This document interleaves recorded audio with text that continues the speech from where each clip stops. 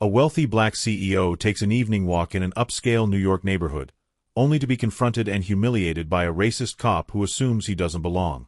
As tensions rise, the officer's ignorance is exposed, but the encounter reveals a deeper truth about race and power in America.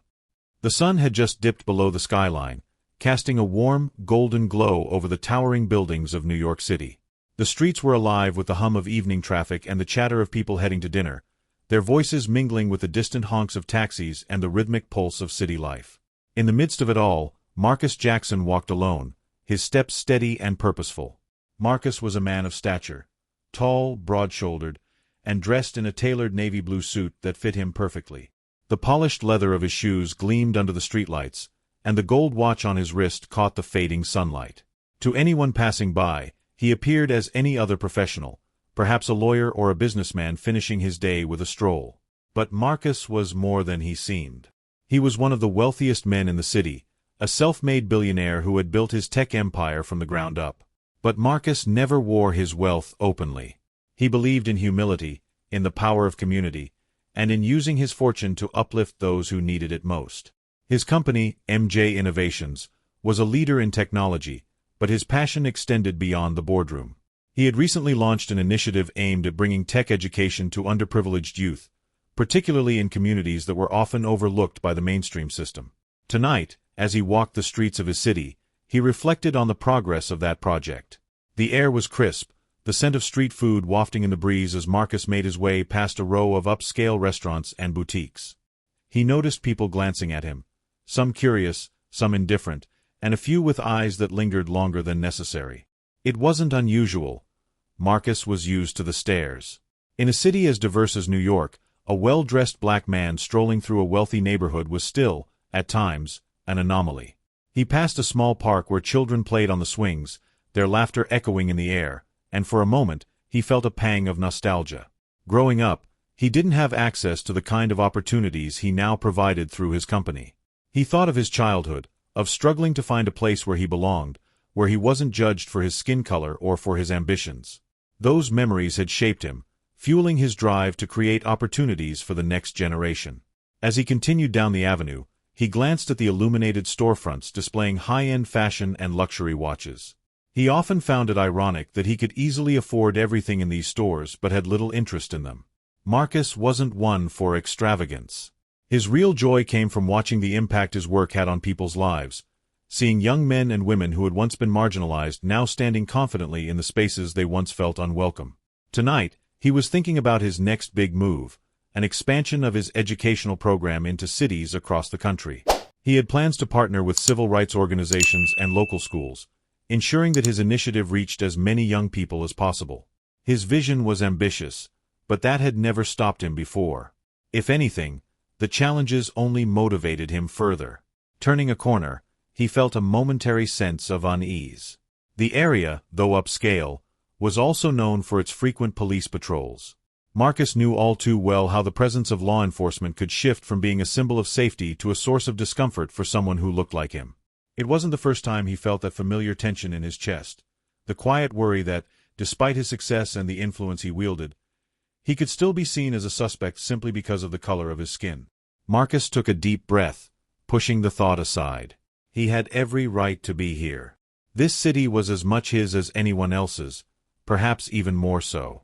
After all, he had invested millions into its communities, created jobs, and built a legacy that had changed lives.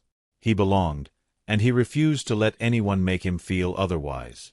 Lost in thought, he didn't notice the police cruiser that slowly rolled past, its headlights sweeping the sidewalk. Nor did he see the officer inside, Henry Miller, eyeing him suspiciously as he passed. To Marcus, this was just another evening walk, a moment of peace before he headed home to finalize plans for his upcoming expansion. But to Officer Miller, it was something else entirely. As Marcus rounded another corner, the atmosphere shifted. The vibrant energy of the city seemed to quiet, and the streets were less crowded here. He walked past the glass facade of a luxury apartment building, its lobby filled with elegantly dressed residents chatting with the doorman. Marcus nodded politely as he walked by, his mind still on his company's goals, unaware of the attention he had drawn. The officer's gaze lingered as Marcus continued on his way. Marcus had no idea that his peaceful evening stroll was about to become anything but ordinary. The air seemed to grow colder as Marcus walked further down the street, moving past the luxury apartment buildings and into a quieter stretch lined with trees and parked cars. The buzz of the city felt distant now, replaced by the muffled sounds of a few passing vehicles. He was only a few blocks away from his apartment, ready to unwind for the evening, when he heard the unmistakable sound of a car engine slowing down behind him. Marcus glanced over his shoulder just in time to see a police cruiser pull up to the curb. The car's headlights cut through the evening shadows, illuminating the sidewalk. A tense feeling tightened in his chest. He had been in situations like this before, situations where being a black man in an affluent neighborhood was enough to draw suspicion. He kept his composure, slowing his pace slightly but not stopping. He had nothing to hide and no reason to run. If there was one thing he'd learned over the years, it was to never let them see fear. He took a deep breath, his hand resting casually in his pocket as he continued down the street. "Hey, you there!" A voice barked from behind him. Marcus stopped, the words hanging in the air like a threat. Slowly, he turned to face the officer. Standing in front of the cruiser, with his hand resting on the holster of his gun, was Officer Henry Miller. He was in his mid-30s, with a hard-set face that seemed to have been etched with suspicion and judgment. The way he looked at Marcus was not with curiosity or professional detachment. It was with a look that Marcus recognized all too well, hostility masked as authority. "Can I help you, officer?" Marcus asked calmly, making sure to keep his hands visible and his tone respectful. He'd been through enough encounters like this to know the unspoken rules. "What are you doing here?" Officer Miller demanded, his eyes narrowing as he scrutinized Marcus's suit, his watch, and every inch of his appearance. "This isn't exactly your part of town, is it?" Marcus felt the sting of the words, but he kept his face neutral. "I live nearby. Just taking a walk." Miller's eyes flicked over Marcus again, a look of disbelief crossing his face. "Aha. And what's your business here exactly? You work as a doorman or something?" Marcus's jaw tightened. The question was loaded, dripping with assumptions. But he maintained his composure. "No, I'm not a doorman. I'm simply a resident enjoying an evening walk, like anyone else." Miller's expression remained hard, his suspicion only deepening. "Mind if I see some ID?" Marcus nodded, keeping his movements slow and deliberate. "Of course." He reached into his pocket and pulled out his wallet, carefully showing his ID. He knew it was better not to argue or resist. Even though he knew his rights, there was a time and place for that battle. This wasn't it. Miller snatched the ID from his hand, scrutinizing it as if expecting to find something amiss. His eyes darted between the ID and Marcus's face, as if the simple act of having an identification card wasn't enough proof that he had a right to be there. "What brings you to this area, Marcus Jackson?" Miller asked, his tone almost mocking. "We don't see too many people like you around here unless they're working a shift." Marcus felt his anger rising, but he held it in check. "As I said, I live nearby. I'm just on my way home." "Aha," Miller replied, handing back the ID with a smirk that felt more like a challenge. "You sure you're not here for something else? Drugs, maybe? Or waiting to meet someone?" The officer's insinuation hung in the air, and Marcus could feel the eyes of a few passers-by now lingering on the scene. He could sense the discomfort and curiosity from those who were watching, some of them slowing down to see how things would unfold. The knot in his stomach tightened, but he kept his face impassive. "No, officer. Just enjoying the evening," Marcus replied evenly. Miller didn't seem satisfied. He took a step closer, his hand still resting on his holster. "Mind if I pat you down, just to be sure? You know, there's been some trouble in this area lately. People like you coming around, looking for trouble." The coded language was all too clear. Marcus's heart raced, but he kept his hands visible, raising them slightly to show he had nothing to hide. "I'm not carrying anything illegal, officer, but if it makes you feel better, go ahead." Miller wasted no time, and the pat-down was more invasive than necessary. The officer's hands moved over Marcus's pockets and down his legs with rough indifference, as if he were determined to find something, anything, that could justify his suspicions. Marcus gritted his teeth, feeling the humiliation coursing through him, but he stayed silent, knowing that any protest could escalate the situation. As Miller finished his search, his hand brushed against Marcus's wallet, and it tumbled to the ground. The contents spilled out: his driver's license, credit cards, and a sleek black business card embossed with the logo of MJ Innovations. Miller's eyes caught the logo, but instead of softening, his expression seemed to harden further. He bent down, picking up the card and reading it, his eyes narrowing. "What's this supposed to be?" he sneered, holding up the card. "Some fake business you're running?" Marcus's patience was wearing thin, but he remained calm. "It's my company. I'm the CEO of MJ Innovations." Miller let out a short, derisive laugh. "Yeah, right. And I'm the mayor of this city." He tossed the card back at Marcus, clearly unconvinced. "Look, I don't know what kind of game you're playing here, but I'm not buying it. You people don't belong in this neighborhood unless you're working a shift, and you sure don't look like you're on duty." Marcus clenched his fists, fighting the urge to say something he knew would only make things worse. The officer's words echoed in his ears. "You people." It was a phrase loaded with centuries of prejudice, and it was clear that, to Miller, Marcus was nothing more than a trespasser in his own city. Before Marcus could respond, Miller continued, his tone growing even more aggressive. "Let me guess, you're one of those who think you deserve to be here, that this place is for everyone, huh? Well, newsflash, this isn't Africa. Maybe you should think about going back where you belong." The blatant racism of the statement hit Marcus like a punch to the gut. He felt a surge of anger, but he knew he had to stay calm.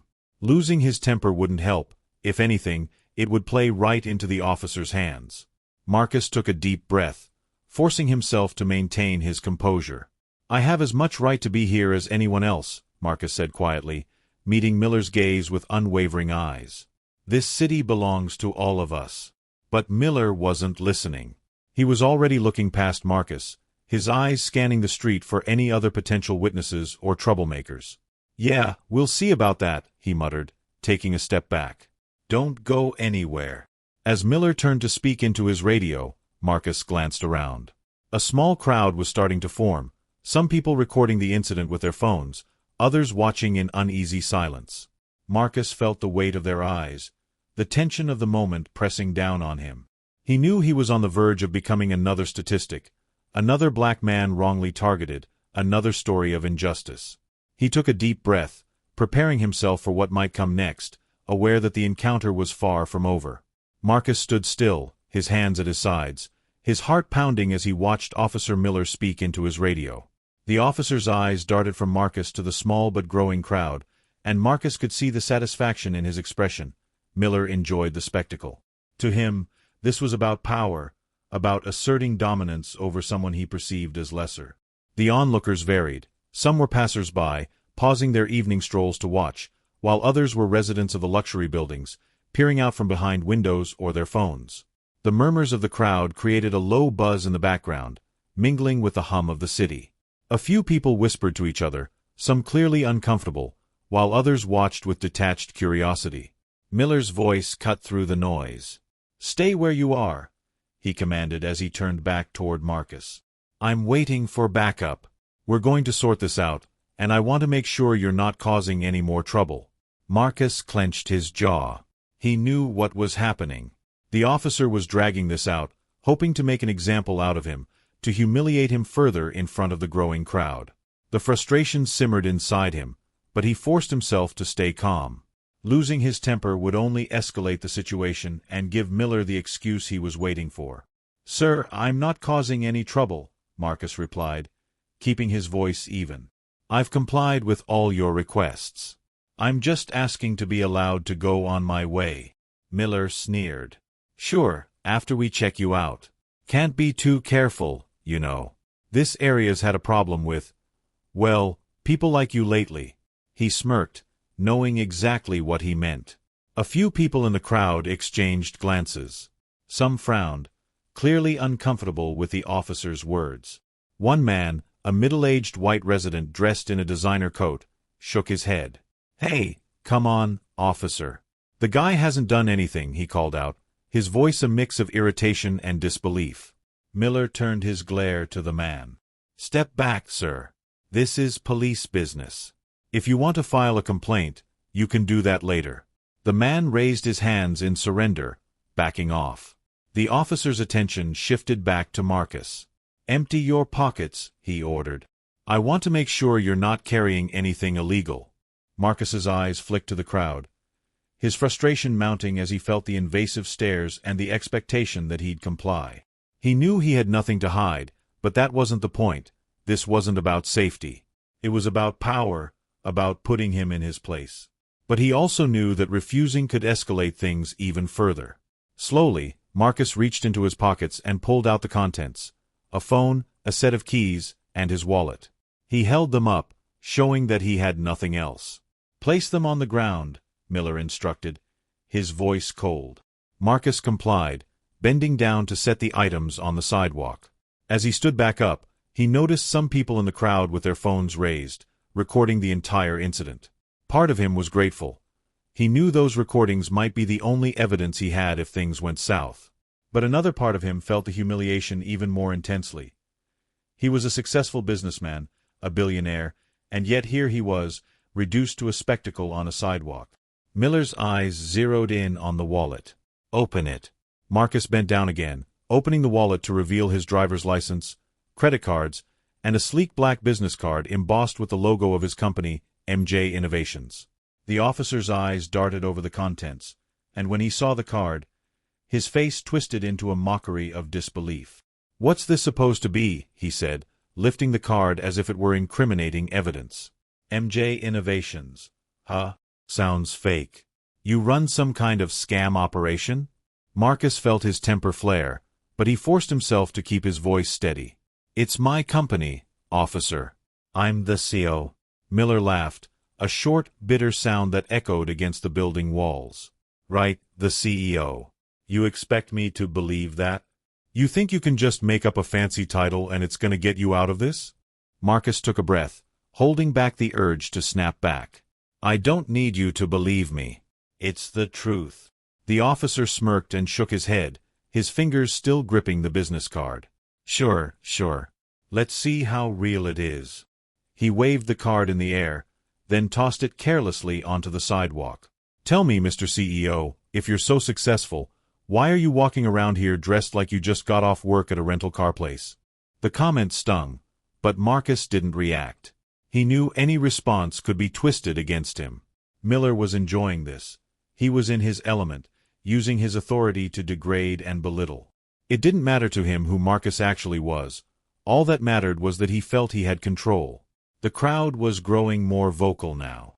Some people looked outraged, others filmed, and a few, particularly some residents, looked genuinely concerned. One young woman stepped forward cautiously. "Officer, that man is Marcus Jackson. He's the CEO of a tech company. I've seen him in magazines." Miller's eyes flicked toward her, and he scowled. "Ma'am, I suggest you mind your business. I'm handling a situation here." But then another voice chimed in, a man in his 20s with a backpack slung over his shoulder. "She's right. I know who he is too. I've seen his face on billboards. He's one of the richest guys in the city." For a moment, Miller's confidence seemed to falter. He looked between Marcus and the crowd, a hint of uncertainty creeping into his expression. "You're telling me this guy's a billionaire?" he scoffed, though his tone lacked the conviction it had moments earlier. Marcus remained silent, letting the crowd speak for him. The weight of their words seemed to pierce through Miller's armor, and he could feel the momentum shifting. But instead of backing down, Miller doubled down. "I don't care if he's the president. He's acting suspicious, and I'm doing my job." The officer reached down, grabbing Marcus's arm and pushing him roughly against the wall. "Stay still," he barked. "I'm doing a full search." Marcus felt the rough concrete scrape against his suit jacket as Miller pressed him against the wall. The officer's hands moved roughly over his body, patting him down once more, this time more aggressively than before. Marcus clenched his teeth, feeling the eyes of the crowd and the cold humiliation of the moment. The crowd's reaction grew louder. A few people shouted at Miller to stop, while others continued filming, their phones capturing every moment. "This is unnecessary," someone yelled. "You're profiling him." Miller ignored them, finishing his pat-down and stepping back, his face red with frustration. He hadn't found anything. He had nothing to justify his behavior. But instead of admitting fault, he turned back to Marcus, his eyes blazing with defiance. "You're lucky this time," he spat, his voice low. "But don't think for a second that I'm done with you. Next time I see you around here, you'd better have a good reason to be here." Marcus straightened his jacket, feeling the anger and humiliation burn within him. But he held his head high, refusing to let Miller see how deeply the moment had affected him. "I don't need your permission to exist in this city," he said, his voice calm but firm. "And I won't be intimidated." Miller's eyes flashed, but before he could respond, another police car pulled up. 2 officers stepped out, assessing the situation. Miller quickly stepped forward to speak with them, and Marcus knew he had a choice. He could walk away now or continue to stand his ground. As he looked at the crowd, at the phones pointed at him, he felt a surge of determination. He had always believed in making a difference, in using his voice and his power to stand against injustice. And tonight, he realized, was no different. But for now, he chose to walk away, leaving the officer to explain himself to his colleagues and the crowd. As Marcus moved through the sea of onlookers, some of them gave him supportive nods, while others whispered words of encouragement. The humiliation still lingered, but so did the resolve. This wasn't over, and Marcus knew he had a platform to make sure it wasn't just another forgotten story. As Marcus walked away from the crowd, his mind raced with anger and determination. The sting of humiliation still burned, but beneath it, a fierce resolve was taking shape.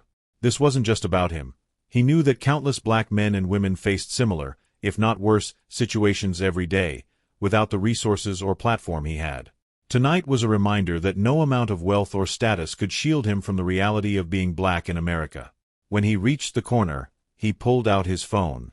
He noticed several notifications, text messages and missed calls from friends and colleagues who had already seen videos of the encounter circulating online. The footage was spreading fast. Marcus paused, watching a clip someone had sent him, showing Miller pushing him against the wall while the crowd protested. He could feel the anger in his chest again, but it also brought clarity. This was an opportunity to amplify the conversation about racial profiling and police accountability. He dialed a number and waited for the line to connect. The person who picked up was his lawyer, a longtime friend and civil rights advocate named Tanya Robinson. "Tanya, it's Marcus," he said, his voice steady but laced with tension. "I need you to file a complaint against an officer. I just had an encounter, and there are plenty of witnesses. Are you okay?" Tanya's voice was sharp with concern. "I'm fine," Marcus replied, though he felt anything but. "But this can't go ignored. He humiliated me in front of a crowd, pushed me against a wall, and accused me of being out of place simply because of my skin color. I want his badge number, and I want the city to answer for this." Tanya didn't hesitate. "Send me all the footage you can get. We'll file a formal complaint with the precinct and go public if we have to. It's time these incidents stop going under the radar." "Already ahead of you," Marcus said. "Videos are all over social media. I'll send you the links."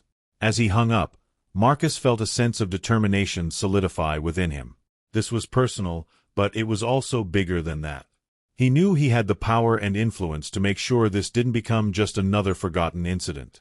He had the resources to fight back, not just for himself but for all the others who had been treated unjustly. He continued walking until he reached his penthouse building. The doorman greeted him warmly, oblivious to the ordeal Marcus had just endured. Marcus nodded in return, though his mind was still focused on what had happened. As he entered his apartment, a luxurious space filled with modern art and floor-to-ceiling windows overlooking the city, he felt the weight of his responsibility. He could choose to let this slide, or he could use his voice, his platform, and his wealth to fight back. Marcus went straight to his study, a room filled with bookshelves, awards, and framed photos of his journey from a struggling kid in the Bronx to the CEO of one of the most successful tech companies in the country. He sat at his desk and began drafting a statement on his laptop. He wrote about the encounter, detailing the officer's actions and his own feelings of humiliation and frustration. But he didn't stop there. He spoke about the systemic racism that allowed such incidents to continue unchecked and called for accountability and change within the police force. He finished the draft, reading it over once before sending it to his PR team. His phone buzzed almost immediately with messages of support and solidarity from friends, colleagues, and community leaders. Marcus knew the post would make waves. It wasn't just his story, it was the story of many who faced similar situations without the privilege or platform to speak out.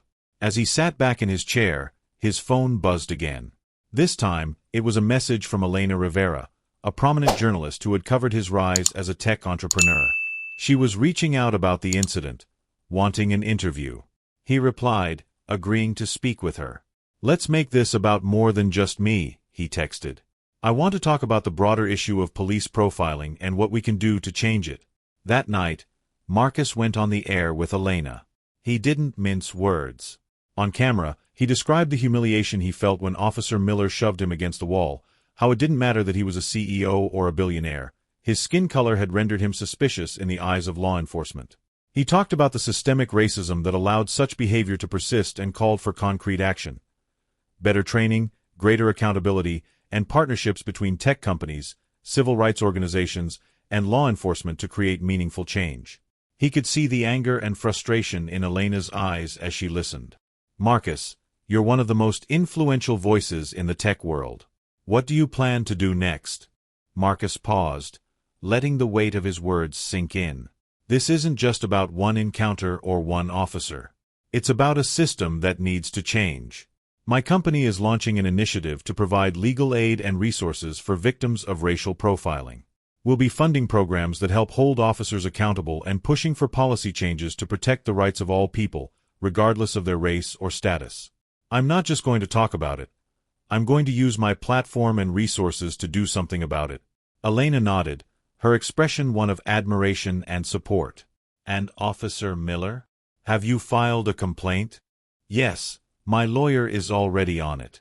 But this isn't just about one officer. It's about making sure this doesn't happen to anyone else. It's about pushing for real, systemic change." The next morning, the headlines were everywhere. Marcus's story was front and center, and the public was outraged. The video footage, coupled with his powerful statement and interview, ignited a wave of support. People from all over the city, black, white, and everything in between, rallied behind him, demanding justice and change. Meanwhile, the police department was put under intense scrutiny. Mayor Linda Graves issued a public statement condemning racial profiling and promising a thorough investigation into Officer Miller's actions. The department placed Miller on administrative leave pending the investigation, but Marcus knew that wouldn't be enough. This was just the beginning. As the news spread, Marcus felt the momentum building. It wasn't just about him anymore. It was about a movement. People were sharing their own stories of racial profiling, and activists were organizing protests demanding police reform. Marcus reached out to civil rights organizations, offering funding and resources to amplify the cause. His company, MJ Innovations, announced the launch of a new program to provide legal aid for victims of police misconduct, and Marcus pledged millions to support these efforts. In the weeks that followed, Marcus continued to speak out. He held press conferences, met with city officials, and partnered with community leaders to push for real change.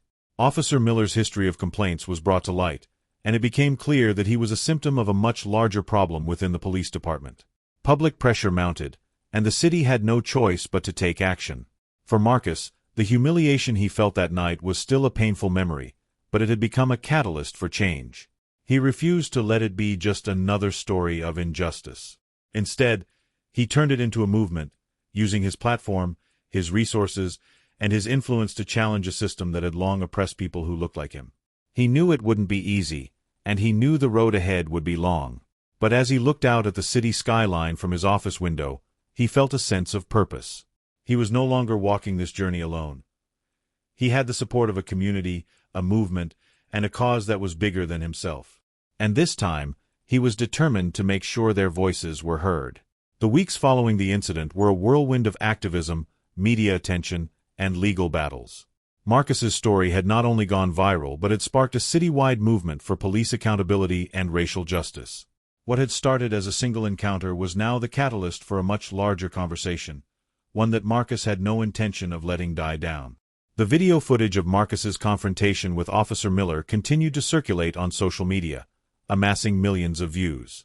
People across the country were outraged, and protests erupted in the city, organized by civil rights groups and community leaders. Crowds gathered outside police precincts and the city's municipal buildings, demanding justice for Marcus and the countless others who had faced similar mistreatment. Signs reading "Stop Racial Profiling" and "Justice for Marcus Jackson" became a common sight in the city. Marcus felt the power of the movement. He attended rallies and spoke to crowds, sharing his story and reminding them that this wasn't just about him, it was about systemic change. He watched as young people, many of them tech interns from his company's program, joined the protests. They were the very youth he had sought to empower, and seeing them take up the cause filled him with hope and pride. As the public outcry grew louder, the police department had no choice but to respond. Officer Miller's record came under intense scrutiny. It was revealed that he had a history of complaints for excessive force and racial profiling, many of which had been quietly dismissed by the department over the years. The city's Civilian Complaint Review Board reopened several of Miller's past cases, and public pressure forced the police commissioner to launch a full internal investigation. Marcus's legal team, led by Tanya Robinson, filed a civil rights lawsuit against the police department and Officer Miller. The lawsuit not only focused on Marcus's experience but also aimed to expose the pattern of discrimination and abuse that officers like Miller had perpetuated for years. With the eyes of the city, and the country, watching, the department faced mounting calls to dismiss Miller and overhaul its training protocols. The mayor, Linda Graves, who had initially issued a vague statement condemning racial profiling, found herself in a political firestorm. Community leaders and activists demanded that she take concrete action. Facing a potential re-election crisis, Graves announced that Miller was suspended without pay pending the outcome of the investigation, and she pledged to work with Marcus and other community leaders to reform the city's policing policies. The investigation revealed damning evidence of misconduct. Miller's actions that night had violated protocol, and his comments, recorded in the viral video, were deemed racist and unacceptable. Under immense public and legal pressure, the department had no choice but to terminate his employment. Miller was dismissed, but the city knew that firing one officer wasn't enough to address the deep-seated issues within the police force. In the midst of the media frenzy and legal battles, Marcus continued his mission to turn his encounter into lasting change. MJ Innovations officially launched the Justice Initiative, a program dedicated to providing legal aid and resources to those affected by police misconduct and racial profiling. Marcus partnered with several civil rights organizations, including the NAACP and the American Civil Liberties Union, ACLU, to ensure the initiative had both the legal and social muscle to bring about real reform. Through the Justice Initiative, Marcus pledged millions of dollars to fund free legal representation for victims of police abuse, especially those from low-income communities. The initiative also offered mental health support for those who had been traumatized by police violence.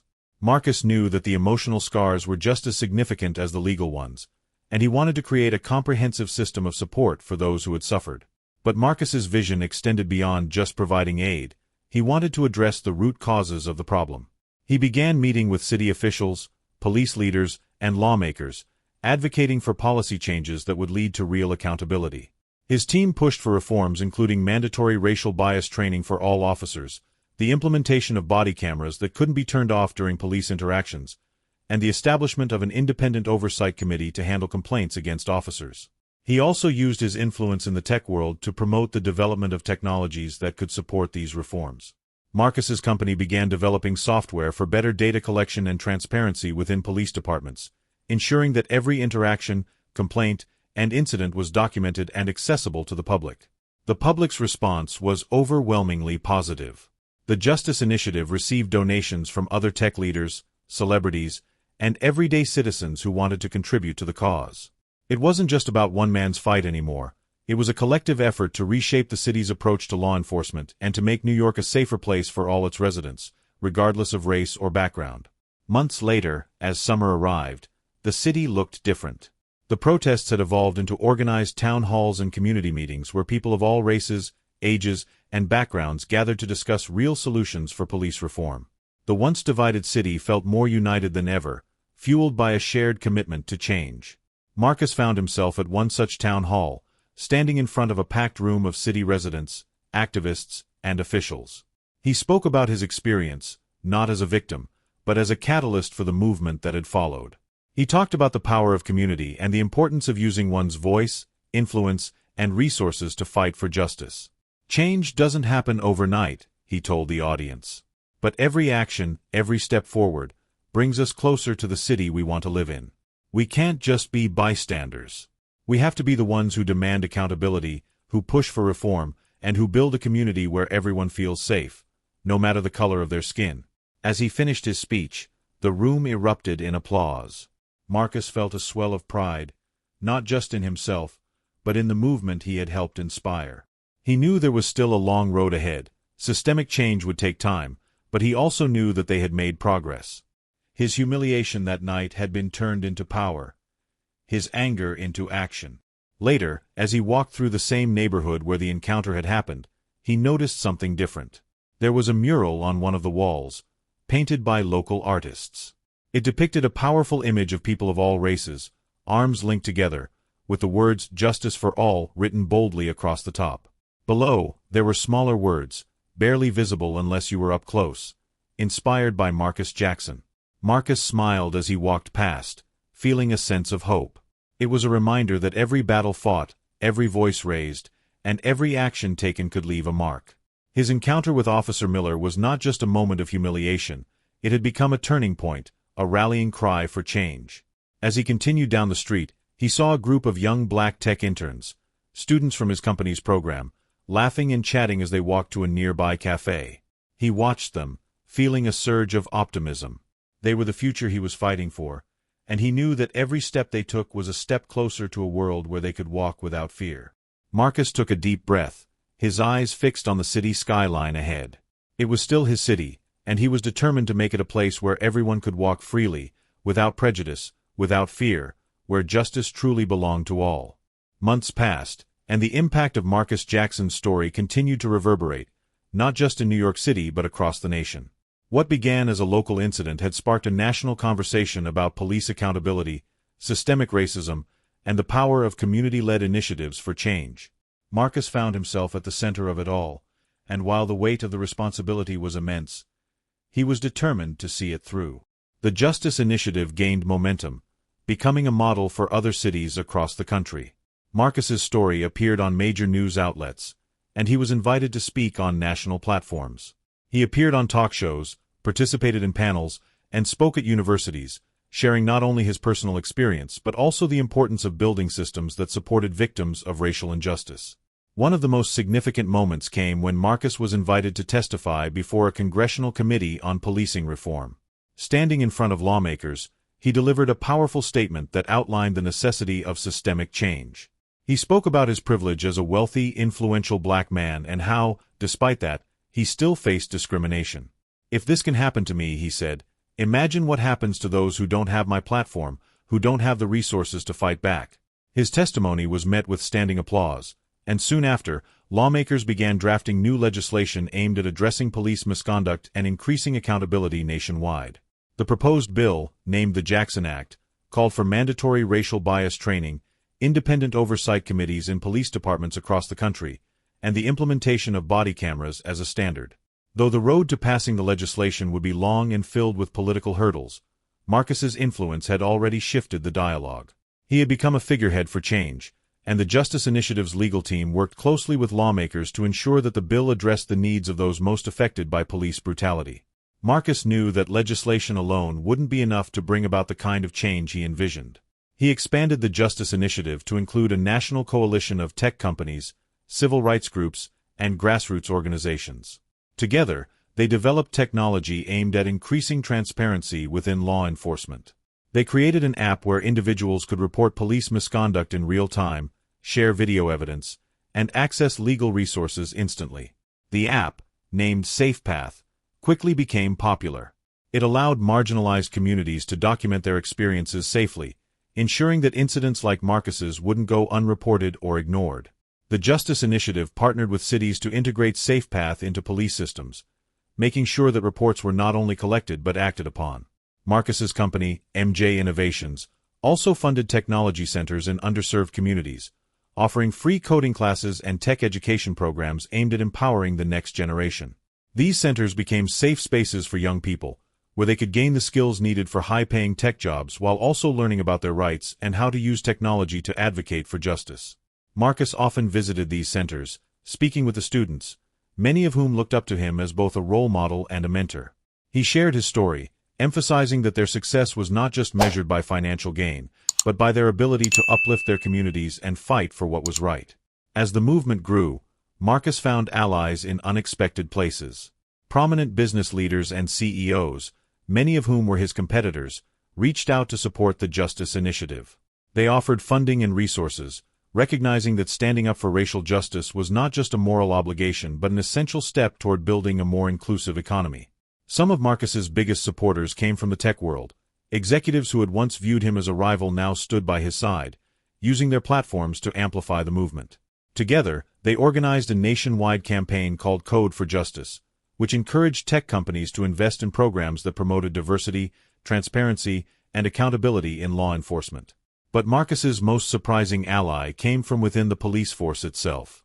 Officer John Ramirez, a decorated NYPD lieutenant, reached out to him, expressing his dismay at how Officer Miller's actions had tainted the image of the police. Ramirez had been quietly advocating for police reform for years, but found that his efforts were often ignored or dismissed by his superiors. "Your story has given people like me a voice," Ramirez told Marcus during a meeting at the Justice Initiative's headquarters.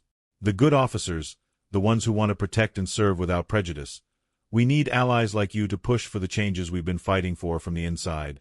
Together, Marcus and Ramirez organized a series of workshops where police officers, community leaders, and activists could come together to discuss policy reforms and the implementation of new training programs.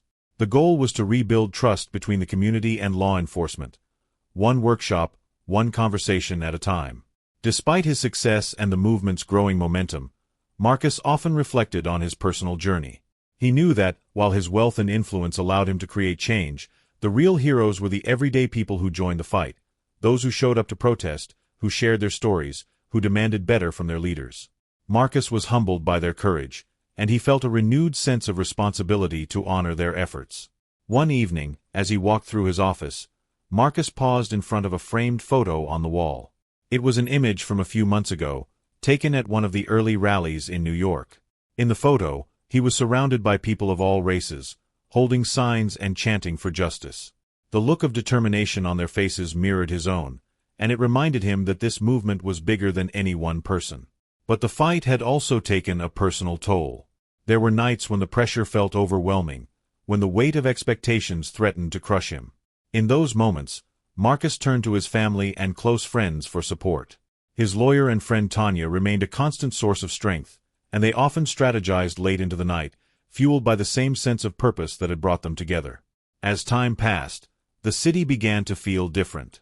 Reforms were implemented, and the police force underwent significant changes, including the introduction of body cameras, the establishment of an independent review board, and a comprehensive retraining program focused on de-escalation and cultural sensitivity. The Justice Initiative's work with the city led to the hiring of officers from diverse backgrounds, ensuring the force reflected the community it served. Officer Miller's case served as a precedent. He faced not only termination but was also charged with misconduct and violating Marcus's civil rights. The trial became a symbol of accountability, and when Miller was found guilty, it sent a message that such behavior would no longer be tolerated. Marcus knew that one conviction wasn't enough to fix the system, but it was a start. And it was proof that the movement they had built together was capable of making real, tangible change. 1 year after the incident, Marcus stood on stage at a large community event organized by the Justice Initiative. The crowd before him was filled with familiar faces: activists, tech interns, police officers, and ordinary citizens who had all played a role in the movement's success. Behind him, a massive screen displayed the words, "One City, One Future." As Marcus spoke, he reflected on the journey they had taken together. He talked about the progress they had made, the lives they had changed, and the work still left to do. But most importantly, he thanked the community for standing by him, for transforming his story into a catalyst for justice. "Tonight, we celebrate our victories," he said, his voice steady and strong. "But we also recognize that this is just the beginning. Change isn't a moment, it's a movement. And it's something we build together, every day."